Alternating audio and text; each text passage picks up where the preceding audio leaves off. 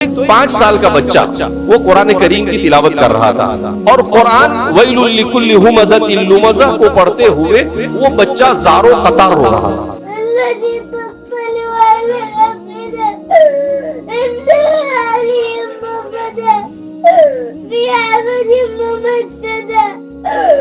یہ 5 سال کا بچہ ہے، اس کے ماں باپ نے اس کی ایسی تربیت کی ہے کہ یہ بچہ 30واں پارہ پڑھ رہا ہے اور پورا 30واں پارہ سمجھ کر پڑھتا ہے، اور جہاں پر عذاب کی آیت آتا ہے زار و قطار روتا ہے۔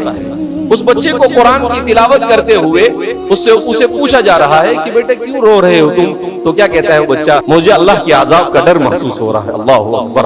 انہوں نے مجھے کہا ہم نے اپنی بیٹیوں کی ایسی تربیت کی ہے کہ ہماری بیٹیوں کے یہاں یہ التزام ہے کہ بچہ جب سے حمل ٹھہرتا ہے وہ کثرت سے قرآن کریم کی تلاوت کرتی ہے۔ جب بچہ پیدا ہو جاتا ہے تو بچے کے پیدا ہونے کے بعد ہمارے یہاں پر لازم ہے کہ کبھی بھی بچے کو بغیر وضو کے دودھ نہیں پلایا جاتا، اور اس کے سامنے کثرت سے قرآن پڑھا جاتا ہے، اور پھر اس کے بعد جب وہ تھوڑا سا شعور آتا ہے تو وہ کیا کرتی ہے، تو جو سورت پڑھتی ہے وہ ماں اس کے سامنے اس کا پورا قصہ اور اس پوری سورت کو بچے کے انداز میں سمجھاتی ہے، تو وہ بچہ اس کو سمجھ کر پڑھنے لگتا ہے۔